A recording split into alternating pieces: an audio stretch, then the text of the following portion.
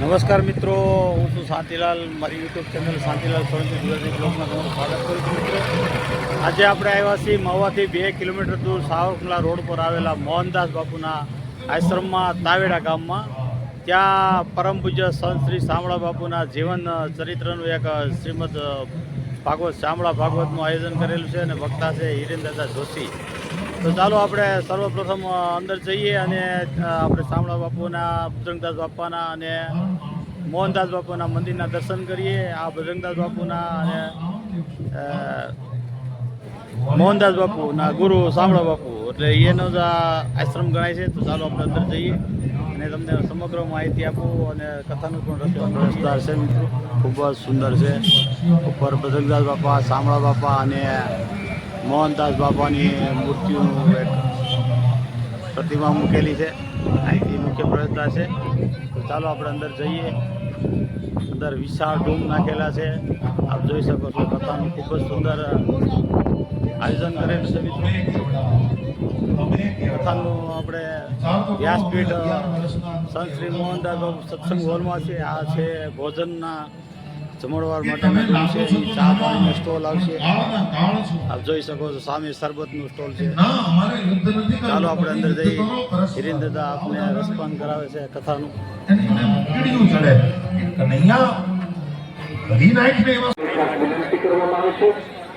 આપણે એકબીજાની રાહ નથી પણ આપવા માટે આપણે અલગથી વ્યવસ્થા રાખવામાં આવે છે. સારા મંડપમાં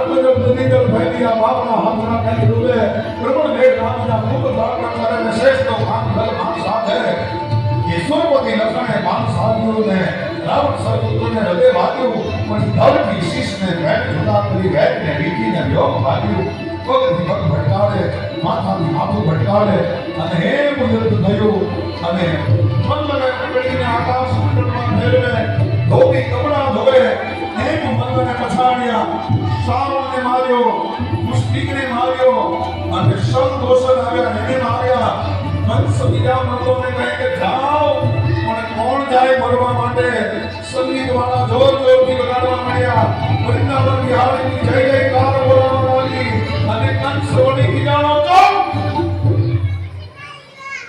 હે બગા ગોવાળિયાઓ ધ્યાન પડતું નથી કે હવે શું થાય પણ કૃષ્ણ વિચાર કે ગાવડા ગાવ કે હા દાદા હા મામા બોલાવે અને ગોવાળિયાના ખબર પરથી ઠેકડો મારી અને ઓલા મારા ઉપર મામા એની પાસે સીધી ગળી અને ગયા છે અને ત્યાં ભઈને કહેવા લાગ્યો મામા પારેલા મામા તમને પગે લાગો એ બે ભાઈઓ મામાને પગે લાગવા માટે જાય પણ મામા પગે લાગવા જોઈ નથી એટલે મામાની ખબર થઈ પગથી પગ માથાથી માથું એક મુષ્ટિકાનો પ્રહાર કરી મામાને હેઠો પાડ્યો પગેથી હાથમાં લઈ ફેરવ્યો અખાડા ઉપરથી હેઠો નાખ્યો કૃષ્ણે એની માથે ધૂબકો માર્યો અને મને તમને વાત કરતા વાર લાગે એટલી વારમાં કૃષ્ણ કંસની છાતી ઉપર ચડી ગયા અને છાતી ઉપર ચડી અને એક વજ્ર મુષ્ટિકાનો પ્રહાર કર્યો મામાને કંસને મોક્ષ આપી દીધો જય જયકાર થયો વૃંદાવન વિહારી ભગવાન કંસ મરાયો અને આપોઆપ આધિપત્ય છે એ મથુરા મંડળ ઉપર કૃષ્ણનું સ્થપાયું છે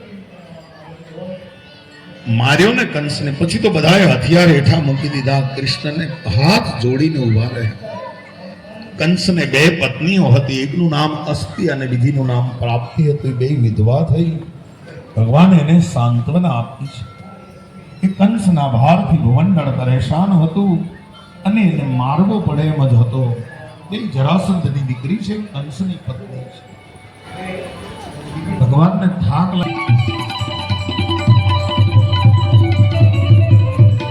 અને આ ઉત્સવને ઉજવી લીધો હવે કોઈ ના પાડે એવું તો છે નહીં અને મિત્રો અહીં લીંબુ શરબત વરિયાળી શરબતની પણ સેવા ચાલુ છે 24 કલાક આપ જોઈ શકો છો સંત શ્રી મોહનદાસ બાપુના આશ્રમમાં આજે શ્રીમદ ભાગવત શામળા ભાગવતનું આયોજન કરેલ છે પરમ પૂજ્ય શ્રી શામળા બાપુના જીવન ચરિત્ર ઉપરની કથા છે આપ જોઈ શકો છો આ આશ્રમની અંદરથી તમને હું આપું છું અંદર મહેમાનો માટે 24 કલાક પણ ચા પાણીની સુવિધા અને સેવા ચાલુ છે આપ જોઈ શકો છો સેવકો હોશથી કેવી ચા બનાવે છે આદુ મરચા વાળી એટલે મરચા નથી પણ આદુ વાળી બનાવે છે જય સિયારામ